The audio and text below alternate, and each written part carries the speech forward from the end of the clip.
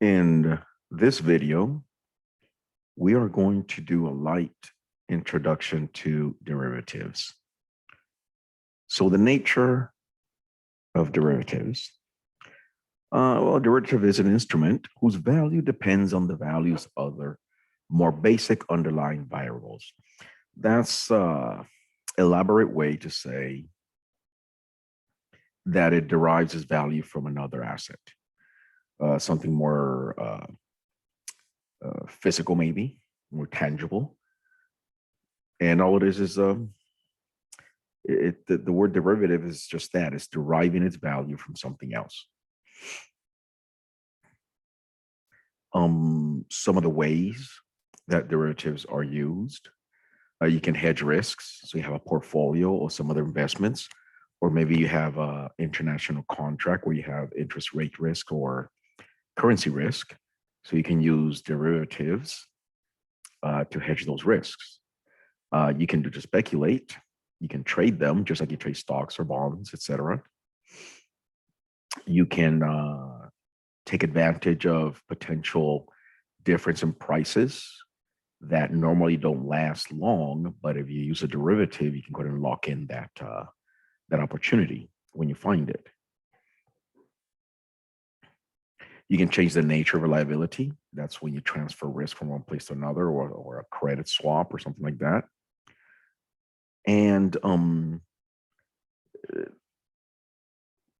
there are transaction cost investments.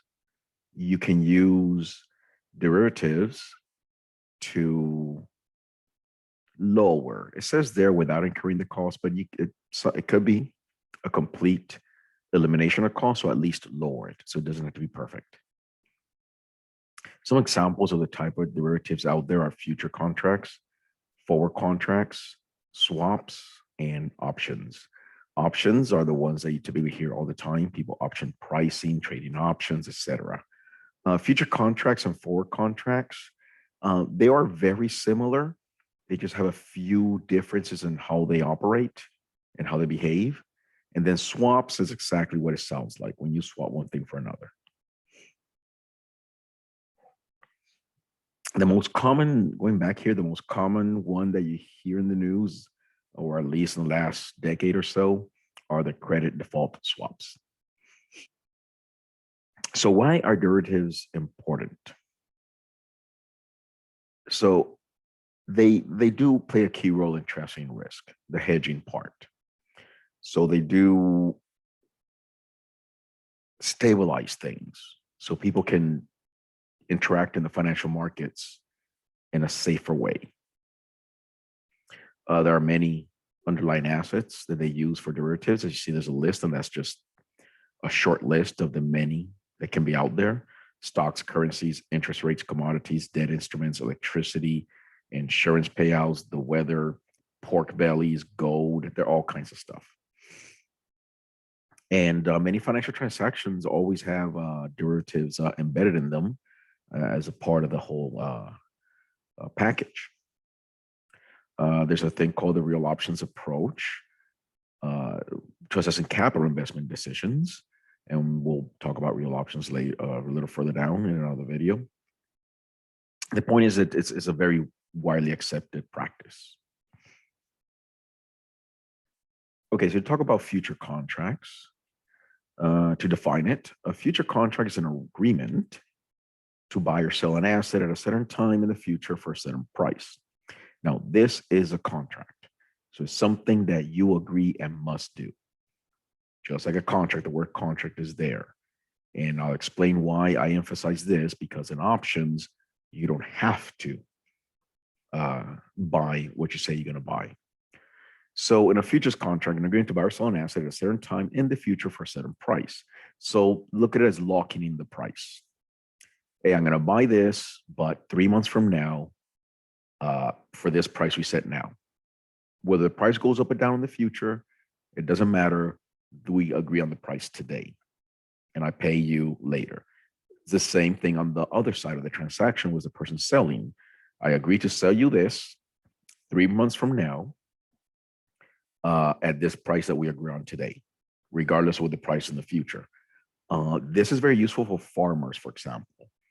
Farmers got to be able to sell their product or arrange to sell the product before harvests. And it can be very risky to not have some kind of a pricing already arranged once the product is going to be harvested and sent out, because it can go bad. So it's very useful for farmers. By contrast, in a spot contract, that just means you buy it right now at the market price, whatever the price is right now, or very short period of time. So the future price for a particular contract is a price at which you agree to buy or sell the future at the future time. And that's what we just explained. Typically, people try to predict what this price will be. They look at the price today. There's a way to calculate with some numbers, inflation rates, interest rates, certain market indicators about the future price might be. And that's how you end up agreeing on some kind of number. Now, is it an exact calculation? No, the price may or may not be, or may fluctuate as you get to that future date. Now, the forward price for a contract is the delivery price that would be applicable to the contract if it were negotiated today. Now, it sounds very similar to the future price. And for the intent and purposes of this level that we're going to address these things, you could treat them almost like the same. As I mentioned earlier, the same way future contracts and forward contracts are very, very similar. They just have some small nuances and differences, but those really don't come in unless you're doing some more advanced or more elaborate transactions. Options, it's the next one. So futures and forward contracts are very similar. They both do have in common that you must buy or sell according to the contract. Options, on the other hand, is like you pay a small amount of money to have the choice to buy or sell in the future. So when you buying the option, that's what you're doing. So, okay, I'm going to give you a fee and to buy something at a certain price in the future, but I may choose not to if I don't want to. So you keep the fee, the person keeps the fee, and you lose the fee, but at least you didn't have to buy mandatory like a contract would. So that's a key part. A little bit of vocabulary here, because you always hear call and put options. So a call option is an option to buy a certain asset by a certain date for a certain price. That price they call the strike price. So it's similar to I'm going to buy something in the future with a price that we agree on today, regardless of the price going up or down in the future. However, the difference here is I can choose to select, you know what, I don't want to buy it. Now, the put option is the opposite, where you can sell it at a certain price. But at the same time, again, you have the choice to not sell it. You will hear that there are different types of options, like American and versus European options. The key difference that must be aware of is that, let's say these options are 3 months, have a 3-month expiration. So you set it up today, and in 3 months, it expires. So sometime, let's say if you have an American option, sometime between now and those 3 months, you can exercise it, meaning, yes, I want to buy it. Yes, I want to sell it. And if you don't, you just let it ride all the way to the end of the 3 months. However, European option, you can only make that choice at the end of the 3 months. So on that date, at the end of the 3 months, you decide there if you want to buy or sell it as agreed upon. So they behave differently, and it has a huge implication on how the pricing is calculated for these two, because when you have more choices and things may change during that choice and you have time, it makes a big difference of when you can do anything and you have to wait a specific date at the end. Now, options versus futures and forward, as we mentioned, the future and forward contracts give the holder the obligation, that's the key word, to buy or sell at a certain price. The option gives the holder the right the right to buy or sell at a certain price, but not the obligation. You can say, I don't want to. I have the right, but I don't have to do it. So three key reasons for trading derivatives, not the only reasons: hedging, speculation, and arbitrage. Those are the three key ones that we will be discussing when we talk about options and derivatives. Hedging, that's when you go ahead and use a derivative in order to lower the risk of another asset or that you own, or portfolio, or investment, or contract. Speculation, just what it sounds like. The same way you can trade stocks or Bitcoin in these days, and any of those, that you can just buy it, hope it's going to go up in value and be able to sell it.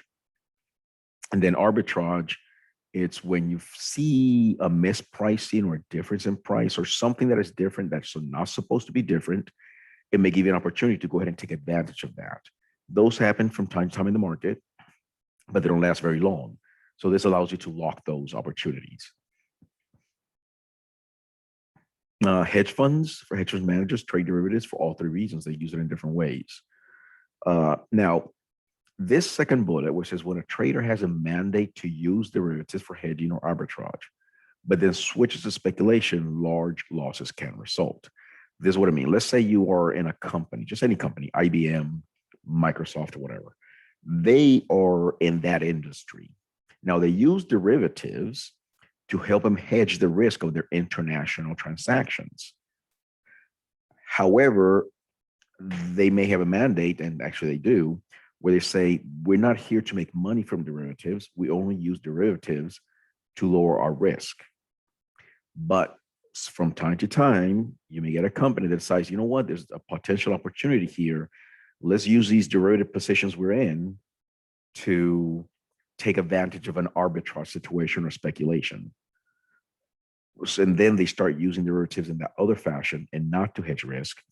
And what you may end up doing is you're wrong on your estimation, and you end up having a huge, large amount of loss that has nothing to do with your company, your business itself. Using the farmer example again, if a farmer just uses a future or forward contract to hedge the risk of future price changes, but then all of a sudden they start buying and selling and transacting on derivatives, and they're in the wrong side of it, they may have some serious, serious losses. That will be it for this video. We'll see you on the next one.